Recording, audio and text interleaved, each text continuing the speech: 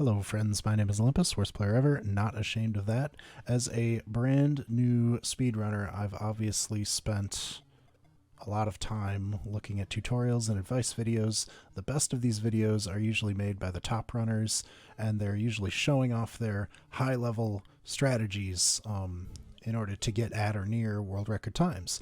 If you're a beginner at this game, though, or any other game, these are great.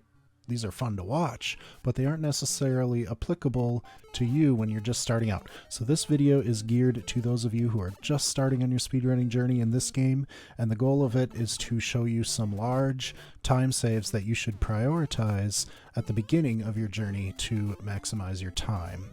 These strategies are all relatively low risk and high reward, which is important as you're beginning to speedrun a game. So here are 4 low-risk, high-reward strategies to maximize your beginner level Super Mario Bros. Speedruns. Number 4 on this list is the Koopa Goomba jump in 1-2. I know I'm contradicting myself here because I just said that these strategies would be low risk and high reward, but this strat is actually very risky and you don't actually save that much time doing it.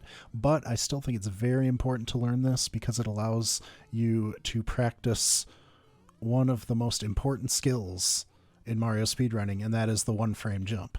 What this means is you press the jump button and release it after only 1 frame, which is 1/60th of a second. It's a lot more difficult than it sounds, but it's one of the most valuable skills you can learn in playing Mario, and it's all but required for this trick. The goal is to maintain speed while jumping over this Koopa, and then the Goombas following. The safe way to do this is, before you even get there, you bop one of the Koopas that come before, kick them forward, follow them under the gap so that the Koopa and the Goombas are out of your way. As you can see, that takes 5.27 seconds to get from point A to point B that I've got designated when timing these. Doing the 1-frame jump method, it takes you 4.41 seconds, which is a time save of 0.86 seconds. So not a huge time save, and that's why it's at the bottom of the list. But it does teach you a very valuable skill, and it's early enough in the game that you only lose about 45 seconds if you miss it and you have to reset. Number 3 on this list is the 8-4 wall jump.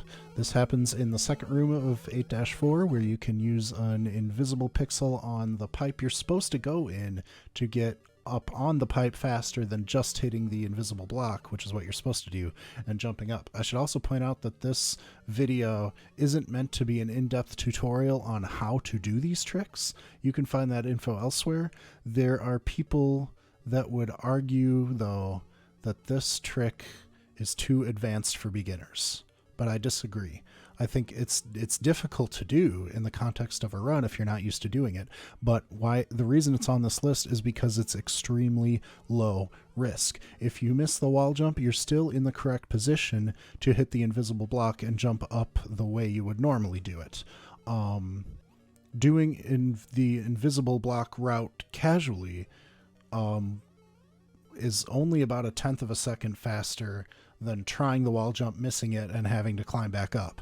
So keeping with the low risk, high reward frame of mind, attempting the wall jump but then missing it is actually very low risk. As you can see, doing the wall jump successfully takes 4.30 seconds from point A to point B, and if you miss it and climb up the invisible block, it takes you 6.29 seconds. So yes, if you miss it, it's a 2-second time loss, but the risk of going for it is very low. So I think it's worth learning and attempting even as a beginner runner.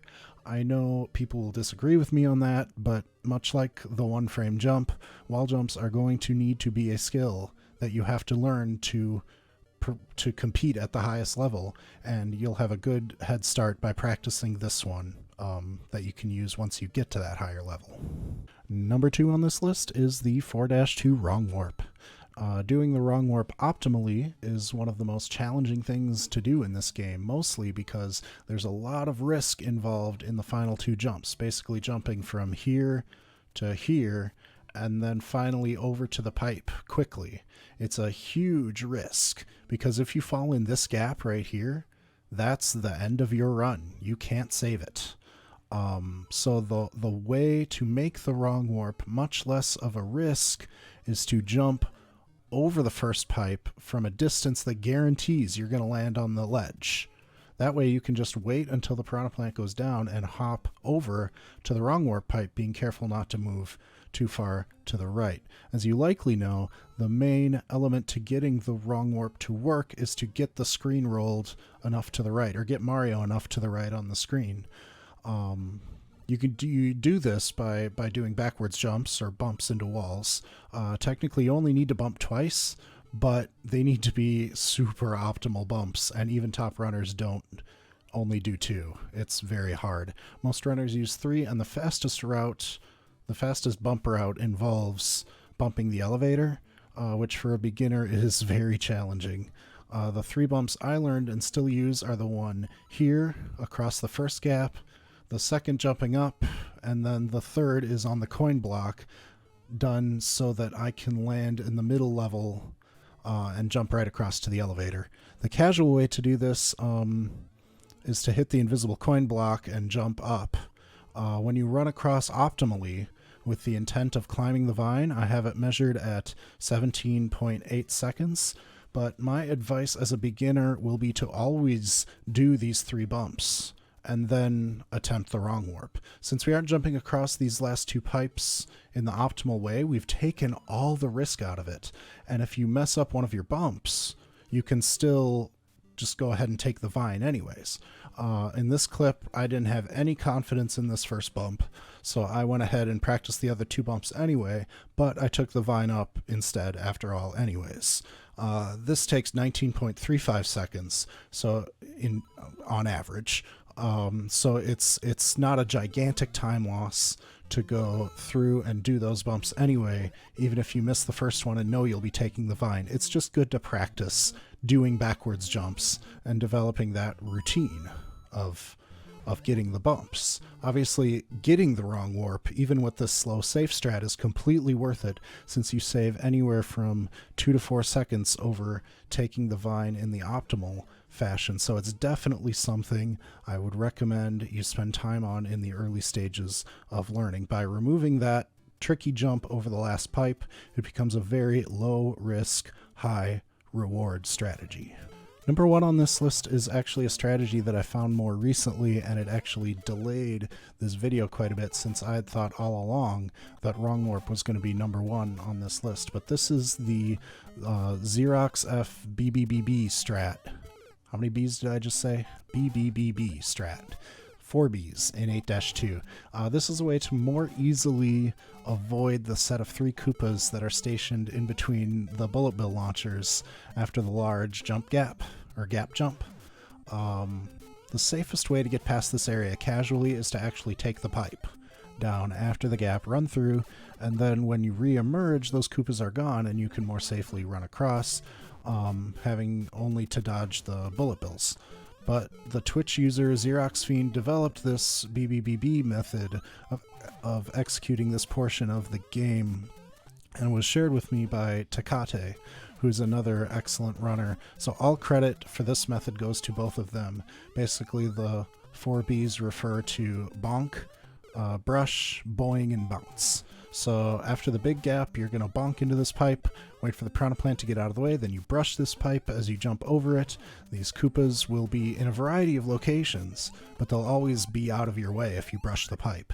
Then you boing over this bullet bill, and finally you bounce off the final Koopa, who will always be in this position. I've included a link to Tekate's tutorial of this, which goes much more in depth. It's down below in the description, but this is a huge time save over doing the safe pipe strat, and it's very, very consistent as long as you can get through the beginning part of 8-2 comfortably. The method works as long as you don't slow down. Doing the safe pipe route gets you a time of 13.03 seconds from point A to point B. Additionally, by doing it this way, there's an extra bit of risk, because you don't know where that Koopa is going to be at the end. He could be anywhere, so you have the added complexity of learning now to how to navigate him quickly, which is a bit challenging, and if you don't get it consistently, you'll just have to wait, which makes it even slower. But BBBB, done correctly, gets you there in 7.74 seconds, which is a huge 5.29 second time save, and it puts that final Koopa in a consistent position so that you can just bounce off of him. So those are the 4 strategies I would recommend investing time to learn when you're wanting to learn the speedrun for this game. Doing these tactics took me from a 6:30 to a 5:15, and if I do my current run optimally, I should be able to get a 5:05 or so before I need to add or upgrade any of these methods. You can get a very low 5s time doing these. I hope you have enjoyed this video. I hope you learned something. I hope it was helpful. Feel free to like, comment, and subscribe, and please go follow my Twitch channel, twitch.tv/Mount Olympus. I am on 4 times a week playing various games. I hope to see you there. Thank you all so much. Have a great day. Okay, play it safe here so we don't lose Fire Flower. God! Ah!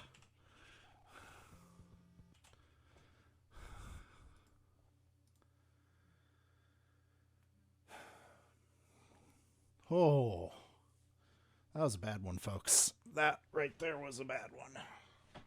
Good try. There's no worse way to die in the last room than that. You can get hit with a fireball. You can get hit with a laser. Ugh.